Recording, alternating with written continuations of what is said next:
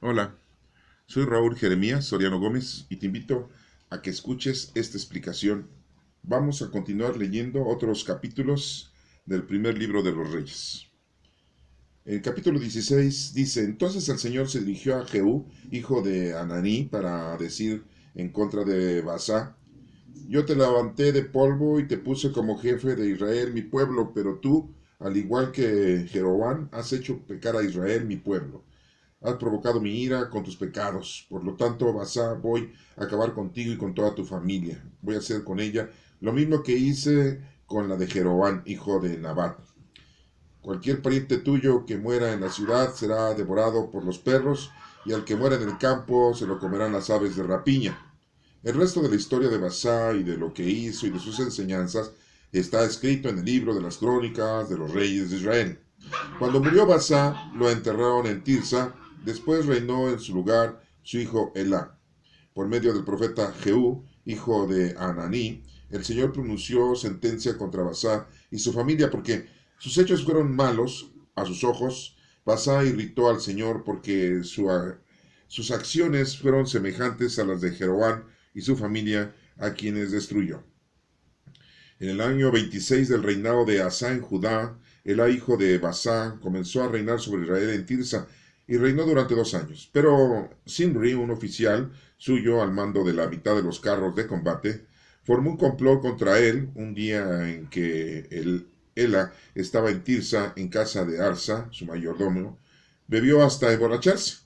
De pronto llegó Simri y lo mató para reinar en su lugar. Eso sucedió en el año 27 del reinado de Asa en Judá. Tan pronto como Simri subió al trono y comenzó a reinar, mató a toda la familia de Basá, sin dejar vivo a ningún varón, pariente o amigo que pudiera vengarlo. Así pues, Simri aniquiló a toda la familia de Basá, conforme a la sentencia que el Señor había pronunciado contra Basá por medio del profeta Jehú. A causa de todos los pecados de Basá, de su hijo, Ela, con los cuales hicieron pecar también a los israelitas, irritando con su idolatría al Señor, Dios de Israel. El resto de la historia de Elá y de todo lo que hizo está escrito en el libro de las crónicas de los reyes de Israel. En el año 27 del reinado de Asa en Judá, y estando el ejército israelita acampado para atacar la ciudad filistea de Gibetón, Simri comenzó a reinar en Tirsa, pero solo reinó 7 días, porque el mismo día en que el ejército que estaba en el campamento supo que Simri había conspirado contra el rey y lo había matado, todos en el campamento proclamaron rey de Israel a Omri, general del ejército. Entonces Omri y todo el ejército israelita dejaron de atacar Gibetón y atacaron a Tirsa. Al ver Simri que la ciudad había sido tomada, se metió en el reducto del palacio real, prendió fuego al palacio estando él dentro, y así murió. Esto sucedió por causa de los pecados que cometió y por sus malas acciones a los ojos del Señor, pues cometió los mismos pecados que Jeroboam, con los cuales hizo pecar también a los israelitas. El resto de la historia de Simri, de su conspiración contra el rey Elá, está escrito en el libro de las crónicas de los reyes de Israel. Entonces el pueblo de Israel se dividió en dos bandos. Unos estaban a favor de Tibni, hijo de Ginat, para que fuera el rey, otros estaban a favor de Omri, y finalmente el partido de Omri se impuso al partido de Timni, hijo de Ginat. Timni murió y así Omri llegó a ser rey. Omri comenzó a reinar en Israel en el año 31 del reinado de Asa en Judá, y reinó durante 12 años, de los cuales reinó 6 en Tirsa. Le compró a Semner el monte de Samaria por 66 kilos de plata, y allí construyó la ciudad fortificada a la que le llamó Samaria, porque el dueño anterior del monte se llamaba Semer. Los hechos de Omri fueron malos a los ojos del Señor, e incluso peores que los de los reyes anteriores a él, pues cometió los mismos pecados que Jeroboam, hijo de Nabat, con los cuales hizo pecar también a los israelitas, provocando con su idolatría la ira del Señor, Dios de Israel. El resto de la historia de Omri y de todo lo que hizo en sus hazañas está escrito en el libro de las crónicas de los reyes de Israel. Cuando murió, lo enterraron en Samaria, después reinó en su lugar su hijo Acab. En el año 38 del reinado de Asa en Judá, Acab, hijo de Omri, comenzó a reinar en Israel, y reinó sobre Israel durante 22 años en la ciudad de Samaria. Pero su conducta fue reprobable a los ojos del Señor, e incluso peor que la de los reyes anteriores a él, pues no le importó cometer los mismos pecados de Jeroboam, hijo de Nabat. Para colmo se casó con Jezabel, hija de Edbal, rey de Sidón, y acabó por adorar y rendir culto a Baal. Y construyó un altar en el templo a Baal en Samaria. Hizo también una imagen de acera, con lo que irritó al Señor Dios de Israel más que todos los reyes de Israel anteriores a él. En tiempos de Acab y el de Betel, construyó la ciudad de Jericó. A costa de Abiram, su hijo mayor, echó los cimientos, y a costa de Sehub, su hijo menor, puso las puertas conforme a lo que el Señor había dicho por medio de Josué, hijo de Nun. Esta es palabra de Dios. Te alabamos, Señor. Bueno, voy a hacer una pequeña pausa en este capítulo, solamente para explicarles a ustedes, pues, sucesos que sí son muy importantes de aclarar. Nos damos cuenta que el pueblo continúa con su conducta de reyes nefastos, de gente que los estaba empezando a liderar y que se mataban unos a otros, y que todo esto pues se cumple con la palabra de nuestro Padre Dios, que todos aquellos que son idólatras, porque eso es lo peor, violan el primer mandamiento de la ley de Dios, amar a Dios sobre todas las cosas, y aquí se volvían idólatras y hacían hasta culto al dios Baal. Y pues dice aquí la ira del Señor, ¿no? El Señor nos dice en el Antiguo Testamento que era muy celoso. Así nos dice, ¿no? Esa palabra muy rara, ¿no? Celoso, ¿no? Que su pueblo adorara a otros dioses. Y bueno, pues es que la verdad, una de las principales cosas que debemos nosotros de tener es amar a Dios sobre todas las cosas. Y Jesucristo nos dijo, y a tu prójimo como a ti mismo. Y eso es importante nosotros tenerlo y contemplarlo y no olvidarlo, porque es una de las cosas más importantes que debemos nosotros de tomar en cuenta. Entonces, si nosotros caemos en la adoración de muchos vicios, caemos en la adoración de lo mundano, lo terrenal, pues nos va a cargar el payaso. Y vamos a tener muchos problemas en la vida. Nos va a hacer falta casa, vestido, sustento, trabajo. Vamos a tener enfermedades. Se va a ir muriendo nuestra gente, nuestros familiares. Y a veces nos preguntamos, ¿pero por qué se murió? ¿Y por qué se enfermó? ¿Y por qué no tengo trabajo? ¿Y por qué me está yendo mal? ¿Y por qué al otro le va bien? Pues simple y llanamente, porque le estás dedicando más tiempo aquí, a lo mundano, a lo terrenal, a lo material, y te has hecho a un lado a amar a Dios sobre todas las cosas, el primer mandamiento que Dios ya había dado. Todo este capítulo pues nos está mencionando personajes históricos, cuando llegan al poder, cuando los vuelven reyes, y que llega otro y lo mata, y borrachos los matan a los reyes, y bueno, pues todo esto lo estamos aquí nosotros ahora sí que tomando como información de los hechos históricos de este pueblo israelita. Y nos menciona muy claramente de que pues hay una división ya muy clara, ¿no? De Israel, que es increíble que estén divididos. Y eso pues lo decimos así de esa palabra, ¿no? Es increíble. Pero pues hasta en nuestras propias familias tenemos esa situación. Hay divisiones. A veces los padres están en contra de los hijos están en contra de los padres, las mujeres, hijas, están en contra de la madre, los hijos están en contra del papá, y consecutivamente los hijos, entre los hijos y las hijas hay división, y entre las mismas hijas hay divisiones, y esto pareciera cuento de nunca acabar, pero es una vil realidad. Y peor cuando las personas dejan herencia, cuando los papás dejan dinero, casas, propiedades. Híjole, no, no, no, es una cosa increíble por la que se pelean los hijos, las herencias, y se dejan de hablar. El hijo se aprovecha y se queda con la casa y corre a todos, no le importa no volverlos a ver. Y muchas veces dicen, es que la mujer de ese señor influyó mucho en él, porque mueve más jala aún que una yunta de bueyes, ¿no? Dice por ahí el dicho, ¿no? Entonces, le echan la culpa a la mujer cuando es el varón, ¿no? Y bueno, pues eso definitivamente pues se suscita en todas las familias, discusiones, divisiones, hasta en los partidos políticos, hasta en el gobierno, en los presidentes, en las naciones. Y pues aquí no faltaba que viéramos y que escucháramos este relato en el que el mismo pueblo judío, los elegidos de Dios, también tuvieran esas divisiones.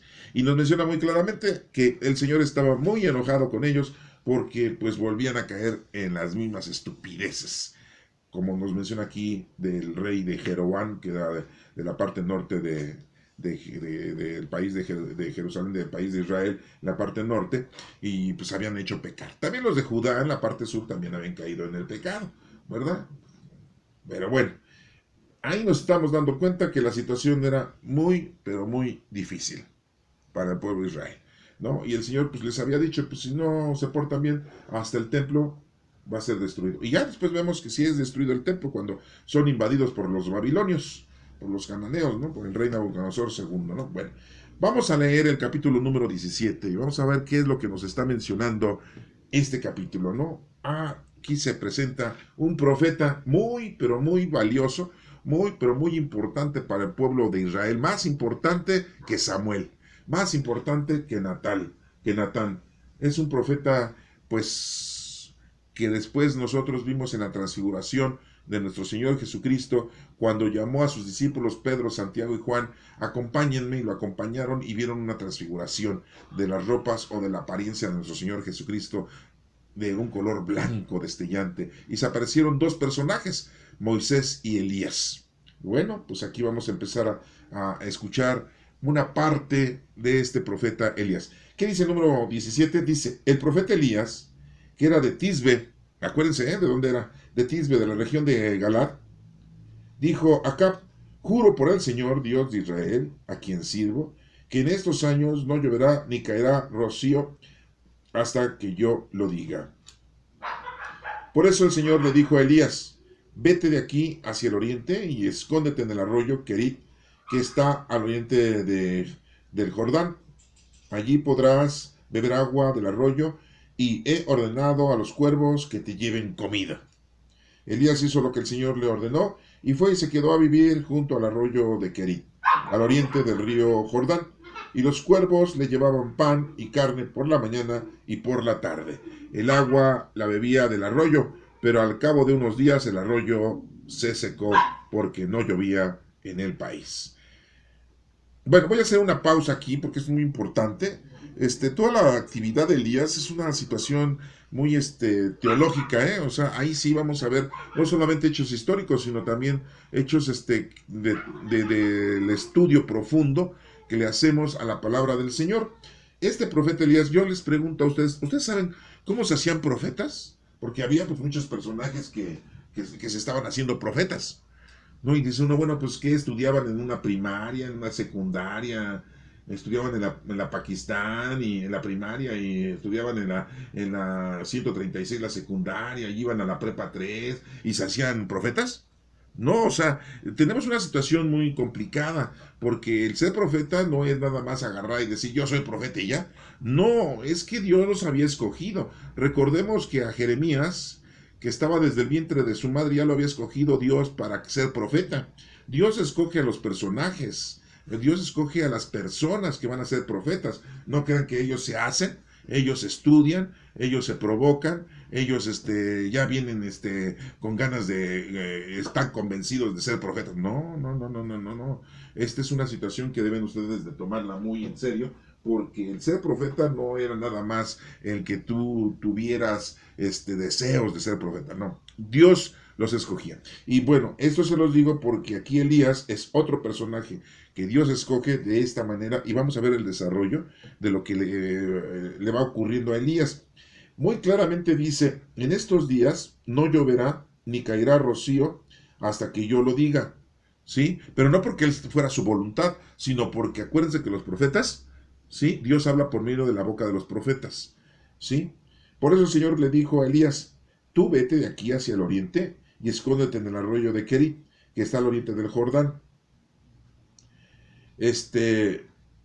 Es importante también estar situándonos en el río Jordán, ¿no? Porque el río Jordán parte en dos, ese lugar, ¿no? Del lado este, podríamos decir que empieza desde el mar de Galilea, y el río Jordán baja hasta el mar Muerto, ¿no? Hace toda una línea divisoria de dos partes, ¿no? ¿Sí? Entonces, lo pueden buscar ustedes en un mapa. No les puse un mapa aquí en estas imágenes, ya posteriormente les voy a poner una imagen de ese mapa, ¿no? vete de aquí hacia el oriente, ¿verdad? Allí podrás beber agua del arroyo, y he ordenado a los cuervos que te lleven comida. O sea, los cuervos, ¿por qué no dijo las palomas, las gaviotas? ¿Por qué los cuervos? ¿Sí? Muchas veces nosotros decimos, cría cuervos para que te saquen los ojos. Pobrecitos animales, ¿verdad? Por eso no los quiere uno. Sí, no, pues, vemos que los cuervos son sanguinarios. Los cuervos son carnívoros. Los cuervos te sacan los ojos.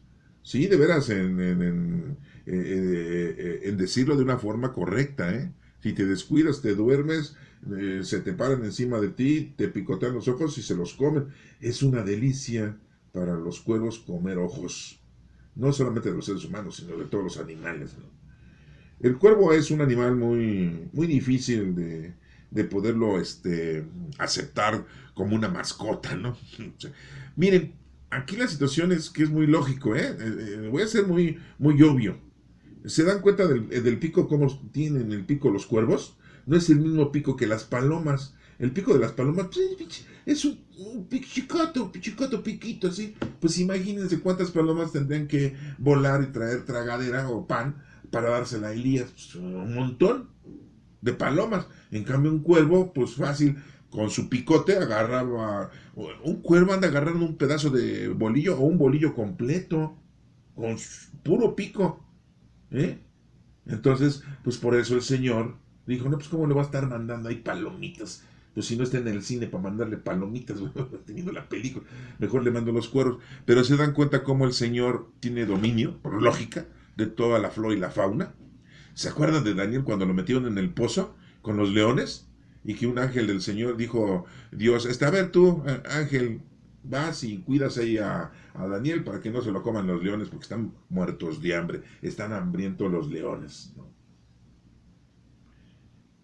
Y bueno, pues ahí Daniel, ¿sí? No le pasó nada cuando estuvo con los leones, porque Dios lo defendió, ¿sí? Bueno, vemos entonces que el Señor tiene una, una presencia y un dominio sobre la flora y la fauna. Y bueno, pues aquí vemos que pues, le manda a los cuervos, ¿sí? Para que le lleven comida.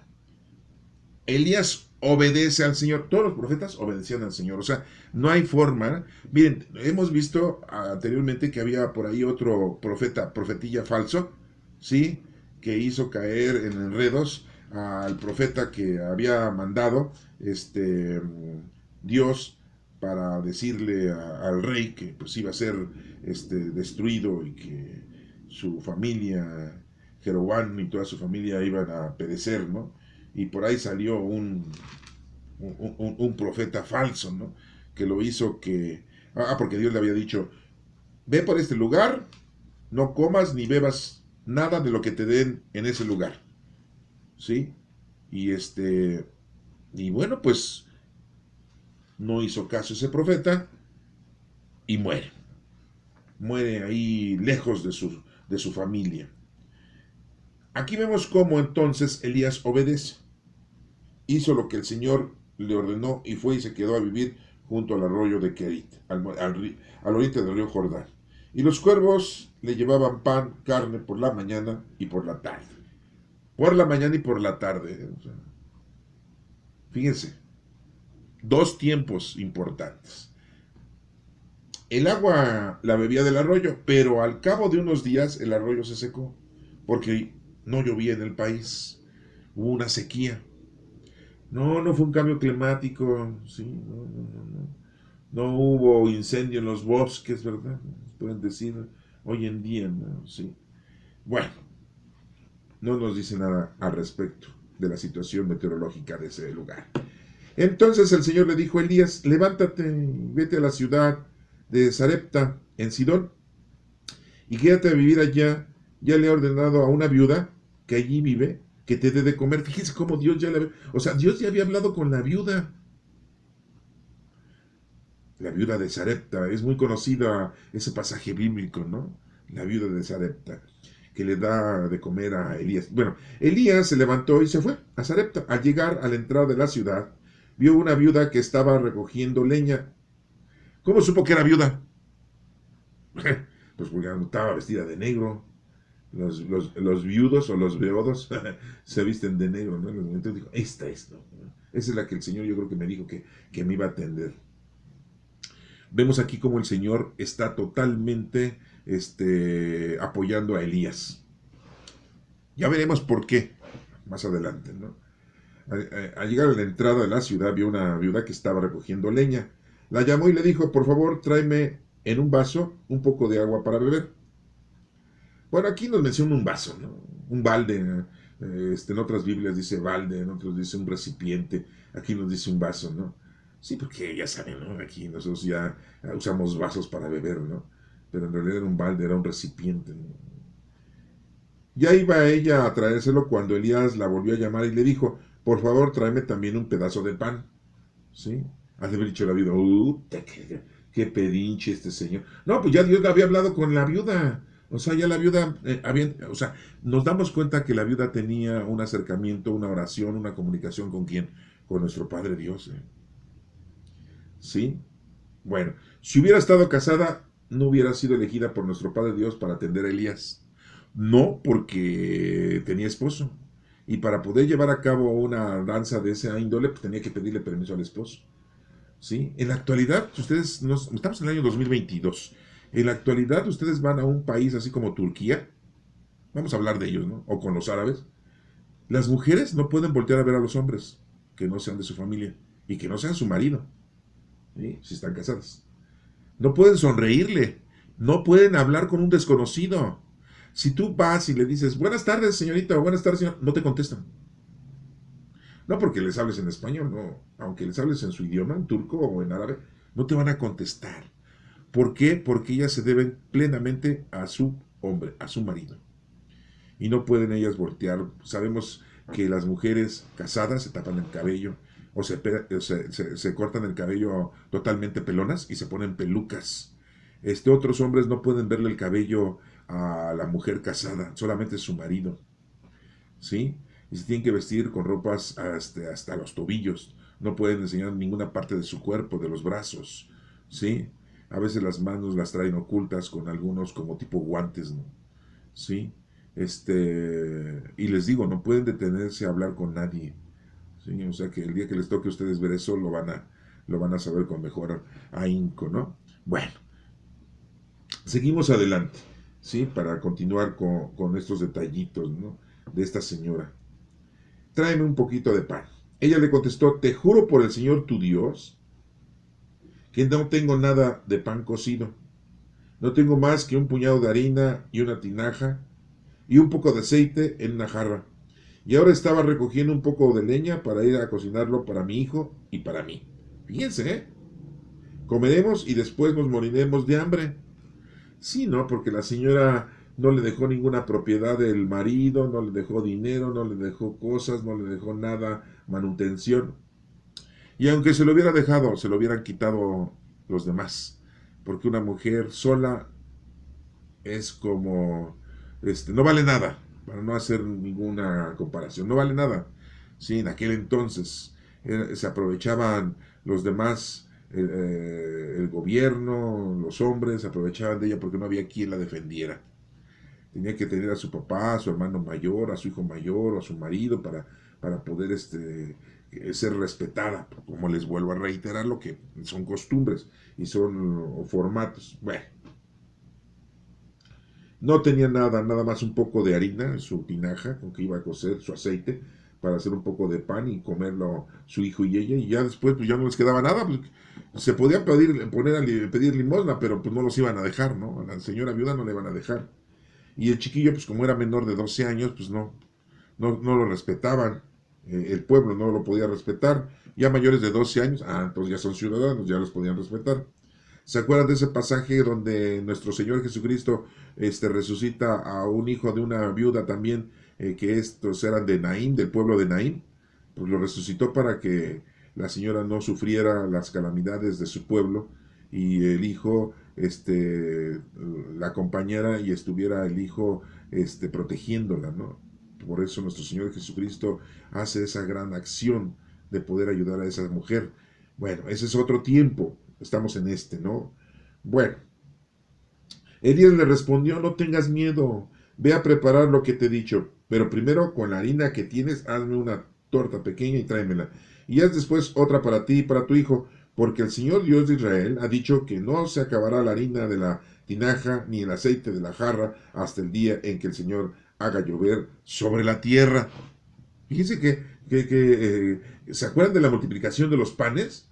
Cuando nuestro Señor Jesucristo multiplicó los panes y los peces, a 5,000 personas les dio de tragar, sin contar mujeres y niños baquetones, ¿sí? Y después en otra ocasión le dio de comer a 4,000 hombres, sin contar a las baquetonas de las mujeres y los hijos, que también los señores eran baquetones, ¿no?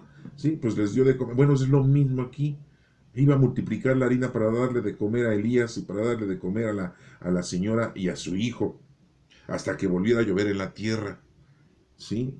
La viuda fue e hizo lo que Elías le había ordenado, y ella y su hijo Elías tuvieron comida para muchos días. Fíjense, el asombro de la señora. Han de haber dicho, no, este sí es un profeta.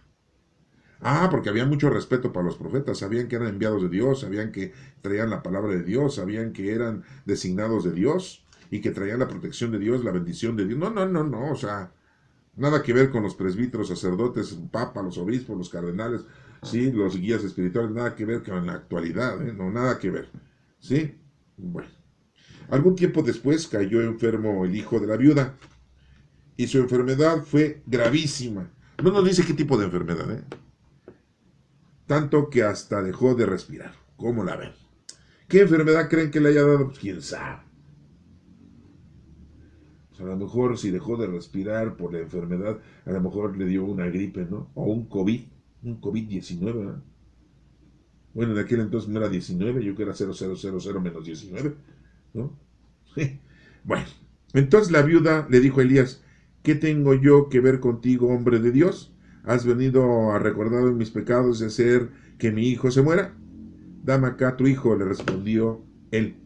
Y tomándolo del regazo de la viuda, lo subió al cuarto donde él estaba alojado y lo acostó sobre su cama. Luego clamó al Señor en voz alta, Señor y Dios mío, también has de causar dolor a esta viuda en cuya casa estoy alojado, haciendo morir a su hijo. Y enseguida se tendió 3 veces sobre el niño y clamó al Señor en voz alta, Señor y Dios mío, te ruego que devuelvas la vida a este niño.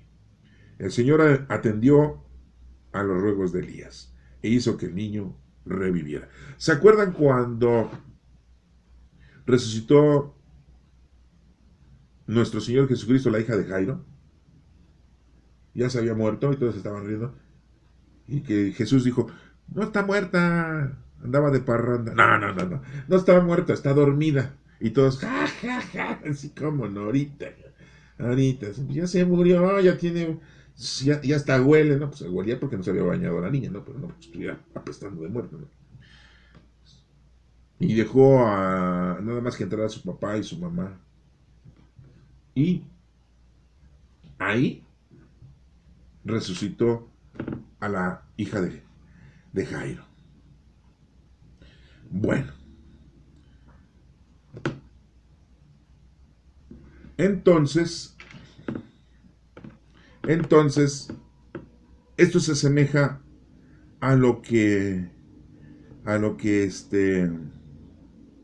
pasa aquí, de que 3 veces, que significa poder, se recuestra a Elías encima del, del niño para poderlo, pero le pide a Dios. ¿Se acuerdan que nuestro Señor Jesucristo, antes de resucitar a Lázaro, qué hizo? Le pidió a nuestro Padre Dios, ¿sí? Para poder resucitar. Eso es muy importante, pedirle a Dios, ¿sí? Y bueno, el Señor Dios, te ruego que devuelvas la vida de este niño. Atendió los ruegos de Elías e hizo que el niño reviviera. Inmediatamente Elías tomó el niño, lo bajó de su cuarto a la planta baja de la casa y lo entregó a su madre diciéndole, mira, tu hijo está vivo. Y la mujer le respondió, ahora sé que realmente eres un hombre de Dios y que lo que dices es la verdad del Señor.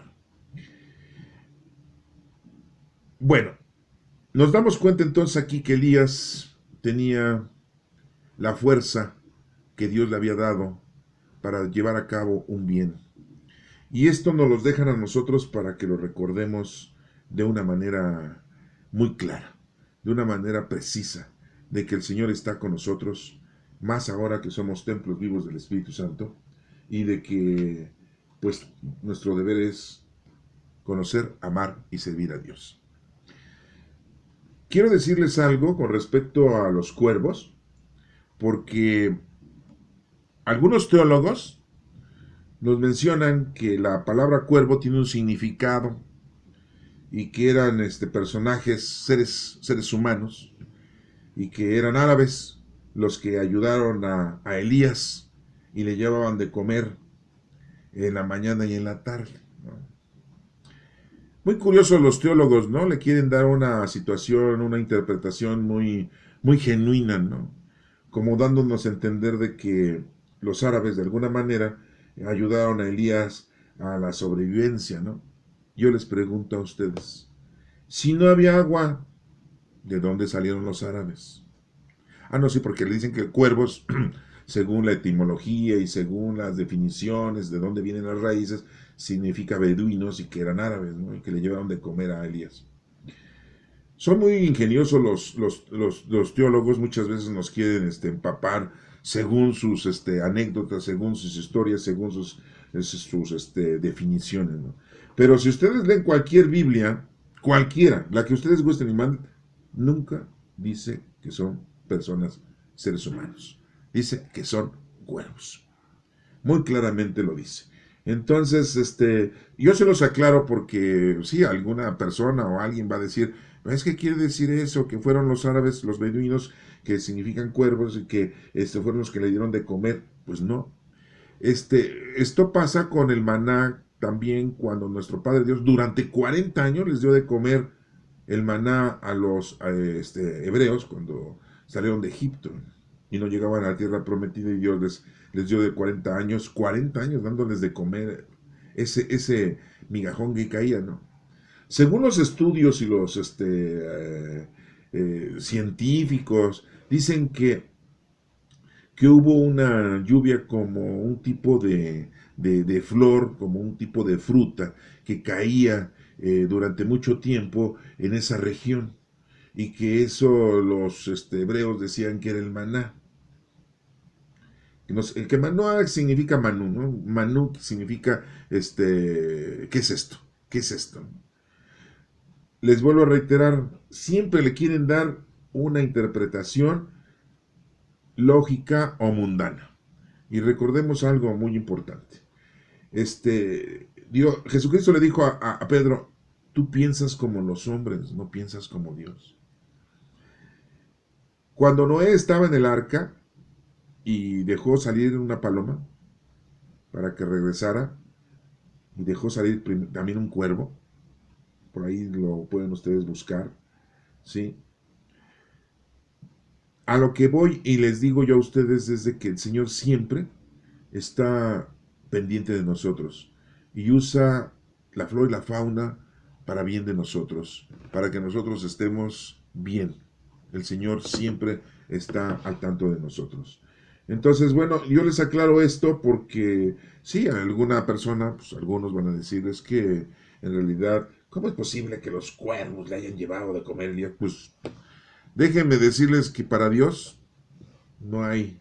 Y si aquí el escritor y todos los escritores y todas las traducciones, tendremos que ir a la escritura hebrea para saber si está diciendo que es el animal cuervo o está diciendo que son los beduinos, no los árabes. Entonces ahí ya podríamos nosotros decir, entonces sí son, por eso tienen razón los teólogos, ¿no? Desafortunadamente no tengo yo la traducción exacta, ¿no? Pero yo me quedo con esto, porque así está y así lo publican. Cualquier predicador te lo va a decir, ¿no? Pero te digo, hay algunos teólogos que te dicen todo lo contrario. Y le dan un significado, le dan una explicación, ¿no? Sí. Ahora, al rato van a decir que el gallo del canto, que Pedro iba a negar a nuestro Señor Jesucristo, sí, 3 veces antes de que el gallo cantara, ¿no? ¿Los gallos a qué horas cantan? ¿A qué hora los han oído cantar? ¿A poco era muy temprano, ya casi al amanecer, cuando nuestro Señor Jesucristo estaba con Anás y después con Caifás y otra vez con Anás para que cantara el gallo? Como que ese gallo andaba medio loco, ¿no? Cantando casi a la medianoche, ¿no? O a la 1, a las 11 de la noche, ¿no? Pues estaba medio loco ese gallo, ¿no?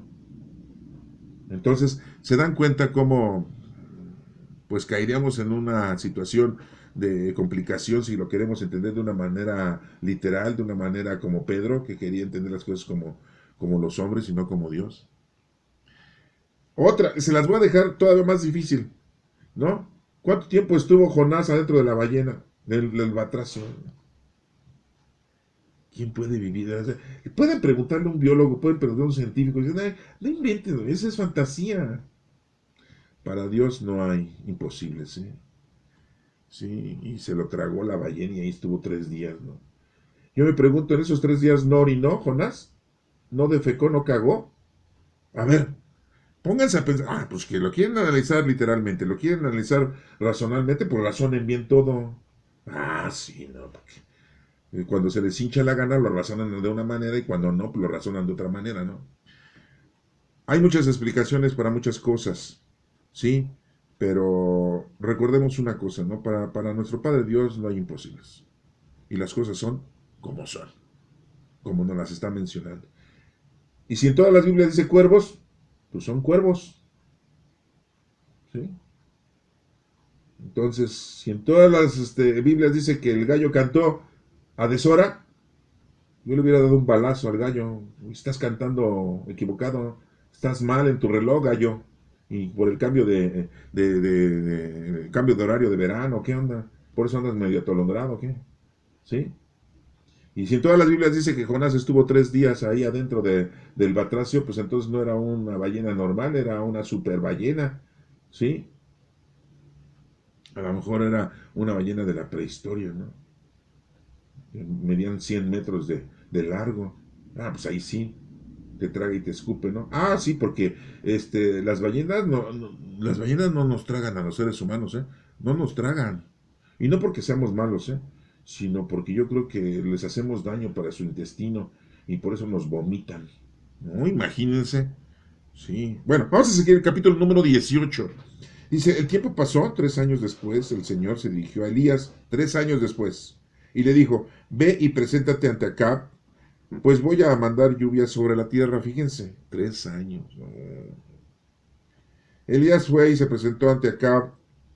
El hambre que había en Samaria era tremenda. Acab llamó a Abdías, su mayordomo, que adoraba al Señor con profunda reverencia, y que cuando Jezabel comenzó a matar a los profetas del Señor, había recogido a 100 de ellos y después de dividirlos en 2 grupos de 50, los había escondido en 2 cuevas y les había dado el alimento necesario. Acab le dijo a Abdías, anda, vamos a recorrer el país y todos los manantiales y los ríos, a ver si podemos encontrar pasto para mantener vivos los caballos y las mulas. De lo contrario, nos quedaremos sin bestias. Así pues, se repartieron las zonas del país que debían recorrer, y Acab se fue por el camino de Abdías por otro. Ya en el camino, Elías salió al encuentro de Abdías, que al reconocerlo se inclinó ante él y le exclamó, pero si es mi señor Elías. Sí, soy yo, respondió Elías, y añadió, anda, dile a tu amo que estoy aquí. Abdías contestó, ¿qué falta hemos cometido yo para que me entregues a Acab y que él me mate? Juro por el Señor tu Dios, que no hay nación ni reino a donde mi amo no haya enviado a buscarte, y cuando respondían que no estabas allí, mi amo les hacía jurar que en verdad no te habían hallado. Y ahora me pides que vaya y le diga a mi amo que estás aquí. Lo que va a pasar es que, al separarme yo de ti, el Espíritu del Señor te llevará donde yo no sepa, y cuando yo vaya a darle la noticia a Acab, él no te encontrará y me va a matar. Este siervo tuyo, desde su juventud, siempre ha honrado al Señor. ¿Acaso no te han contado lo que hice cuando Jezabel estaba matando a los profetas del Señor? Pues escondí a 100 de ellos y en grupos de 50 los metí en 2 cuevas y les di alimento necesario. Y ahora me pides que vaya y le diga a mi amo que tú estás aquí, ¿me matará? Elías le respondió, juro por el Señor Todopoderoso, a quien yo sirvo, que hoy mismo me presentaré ante Acab. Abías fue a buscar a Acab y a darle el aviso, y entonces Acab fue a encontrarse con Elías. Cuando lo vio le dijo, ¿así que tú eres el que está trastornando a Israel? Ay, no. Yo no lo estoy trastornando, contestó Elías, sino tú y tu gente, por dejar los mandamientos del Señor y rendir culto a las diferentes representaciones de Baal. Manda ahora gente que reúna a todos los israelitas en el monte Carmelo, con los 450 profetas de Baal y los 400 profetas de Acera, a quienes Jezabel mantiene. Acab mandó llamar a todos los israelitas y reunió a los profetas en el monte Carmelo. Entonces Elías, acercándose a todo el pueblo, dijo, ¿hasta cuándo van a continuar ustedes con este doble juego? Si el Señor es el verdadero Dios, síganlo a él, y si Baal lo es, a él deberán seguirlo. El pueblo no respondió palabra, y Elías continuó diciendo, yo soy el único profeta del Señor que ha quedado con vida, en tanto que de Baal hay 450 profetas. Pues bien, que se nos den 2 becerros, y que ellos escojan uno, y lo descuarticen, y lo pongan sobre la leña, pero que no le prendan fuego. Yo mi parte prepararé el otro becerro y lo pondré sobre la leña, pero tampoco le voy a prender fuego. Luego ustedes invocarán a sus dioses, y yo invocaré al Señor. Y el Dios que responda enviando fuego, ese es el Dios verdadero. Buena propuesta, respondió todo el pueblo. Entonces Elías dijo a los profetas de Baal, escojan uno de los becerros y prepárenlo primero, ya que ustedes son muchos. Luego invoquen a Dios, a su Dios, pero no enciendan el fuego. Así pues, ellos tomaron el becerro que se les entregó y lo prepararon, y desde la mañana hasta el mediodía invocaron a Baal. Decían, contéstanos, Baal, contéstanos. Y daban pequeños brincos alrededor del altar que habían construido, pero ninguna voz les respondía. Hacia el mediodía, Elías se burlaba de ellos diciéndoles, griten más fuerte, porque es un Dios, a lo mejor está ocupado o está haciendo sus necesidades. Está orinando, está cagando. Oh, perdón, disculpen. O ha salido de viaje. Tal si se ha ido a Cancún, ¿no? A Medio Oriente, ¿no? A visitar las ruinas de Jerusalén. Ah, sí, no, sí, porque así es la gente, ¿no? No, sí, no. En todo andan menos en las cosas del Señor. Fíjense lo que dice aquí, ¿eh? Yo no lo estoy diciendo, aquí lo dicen. Todo andamos menos en el Señor. Tal vez esté dormido y haya que despertarlo. Ay, pobrecito. Está dormidito, ¿no? Así como cuando nuestro Señor se durmió en la barca, ¿se acuerdan ustedes que se durmió ahí en la barca? Y le dicen los discípulos, maestro, maestro, ¿no te preocupa que nos hundamos? Y se levanta nuestro Señor así todo amodorrado, ¿no? Y calla al mar y todo. Y dicen, qué bárbaro pues ¿de dónde sale tanto poder? Le dijeron a nuestro Maestro, a nuestro Señor Jesucristo. Bueno, ellos seguían gritando y cortándose con cuchillos y lancetas como tenían por costumbre hasta quedar bañados en sangre. Pero pasó el mediodía y aunque ellos continuaron gritando y saltando como locos hasta la hora de ofrecer el sacrificio, no hubo ninguna respuesta. Nadie contestó ni escuchó. Entonces Elías dijo a toda la gente, acérquense a mí. Toda la gente se acercó a él y él se puso a reparar el altar del Señor que estaba derrumbado. Tomó 12 piedras conforme al número de las tribus de los hijos de Jacob, a quien el Señor dijo que se llamaría Israel. Y construyó con ellas un altar. Al Señor hizo luego una zanja alrededor del altar donde cabrían unos 20 litros de grano. Y tras acomodar la leña, descuartizó al becerro, pobre becerro, ¿no?